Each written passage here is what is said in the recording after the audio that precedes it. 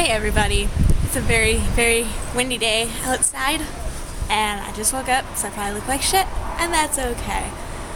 So we're about 2 weeks behind on the video. That's fine. Well, 2 weeks in a day, 'cause it's supposed to be on Friday, and it's now Saturday. So I'll just tell you what's happened in the last couple weeks. I'll probably leave some of the bad stuff out, because nobody liked the bad stuff. I started getting a little more hours at work, so that's cool.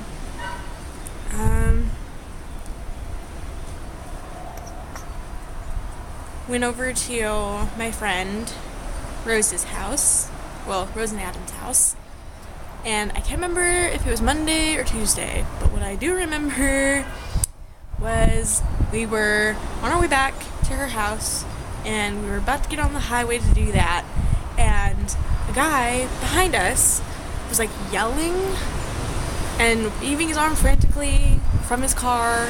So we turned around and we thought we heard him say something about a flat tire, and we're thinking maybe the tire's just low on air, so we'll just see how far we can make it.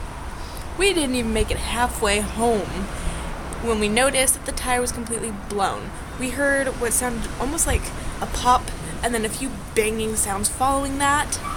And when we turned around, it was pieces of her tire flying behind us and hitting a truck that was directly behind us. So we pull over, we look, sure enough, yep, tire's blown, falling apart. Awesome, right? Here's the funny part, we were going 60 miles an hour. Yeah. So, that was bad. But here's the other funny part, her gauge doesn't work, so we could have been going a whole lot faster than that. We'll never know. So, we're sitting there, we're waiting for a ride, we call her hubby, we call some of her relatives, I'm on the phone with my boyfriend, and I finally explained to him exactly where we are and exactly what's going on, and he offered to come and help us. Yay! Before he got to us, however, a cleaning lady came by, saw us, and stopped. Now, all we see is this white vehicle just pulling over to the side in front of us and then backing up, kind of. And then, a woman getting out. She doesn't stop to talk to us, nothing. She comes over around to our side and looks at the tire and goes, yep, turns around, goes back to the back of her van, opens it up, and gets out 2 jacks. Not one, but 2. 2 jacks. She comes over, and she asks us if we had a spare. By the way, she doesn't speak any actual English. She tried her best, so I'll give her congrats on that. Kudos for trying. And, I get out, and Rose gets out, and Rose and I both have to lift this tire out of the back, because, well, I'm weak as hell, and she's hella tough. She's a She-Hulk. So, pretty much, a woman helps us exchange the tire. And, then, she's off on her way. We start driving.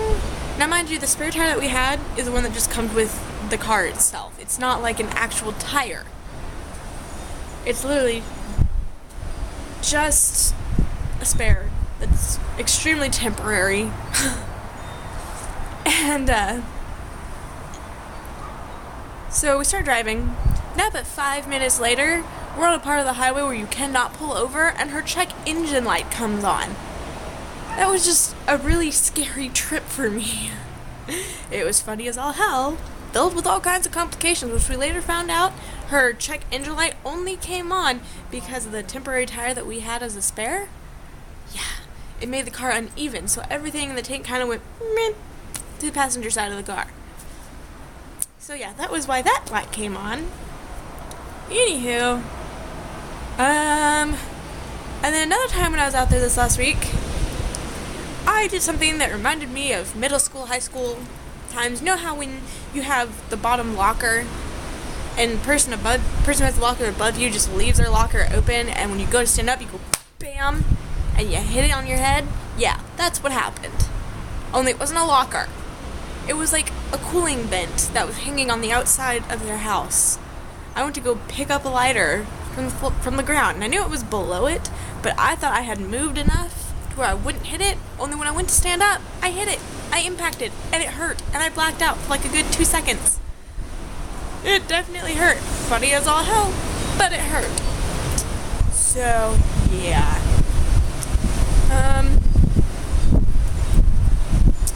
I changed my relationship status on my Facebook to engaged. Reason being, okay, yes, I am in a relationship. No, I am not actually engaged. But I was bored. My family's reaction to the possibility that I might actually be engaged, priceless. I absolutely loved it. I had people blowing up my face going, what? What the hell? Tons of question marks. Everything here on this face of this earth. Yeah, it was awesome. Another thing that I did last week, actually, I was hanging out with a couple of my nieces. Hi, honey! What you doing? Just doing a video. Oh. I heard somebody talking out here. I was like, who the fuck's out here? I'm gonna cut a bitch. Give me a case. I need to go back to my game. Okay. Say hi. Hi. Love you. Love you. Anyways, where was I? Oh yeah, my nieces. Okay, so I was hanging out with my nieces, and they decided they wanted to do their little music video. So they did One Direction. I think it was One Thing. I don't know. But it was cute. They just kind of danced around, and it was fun, I guess. But they had me just like video record it, and then my niece wanted to do one where she was singing, and so she did a Kelly Clarkson song, she did a Demi Lovato song, and she wants me to tweet those videos to Demi Lovato and Kelly Clarkson. I have yet to do that. No, she wants me to do it to see if maybe they would respond to it. I don't know. My niece is actually a really good singer, so I was actually quite proud of her. She's really shy, so I was amazed I was able to actually, videotape her without her getting so shy that she just completely, shut down. Sad part is most of the videos you almost can't really hear her because she was shy, so she was kind of quiet. But she's good. And as I'm assuming as she gets older, her voice will get better as long as she continues working on it. But yeah, so that's kind of, an awesome couple weeks. Sort of. Yeah, one of my coworkers actually, because normally I only get 8 hours a week at my job. So one of my coworkers had messaged me, she tried calling me, and I didn't recognize the number, so I didn't answer. But no voicemail was left, so I tried calling them back.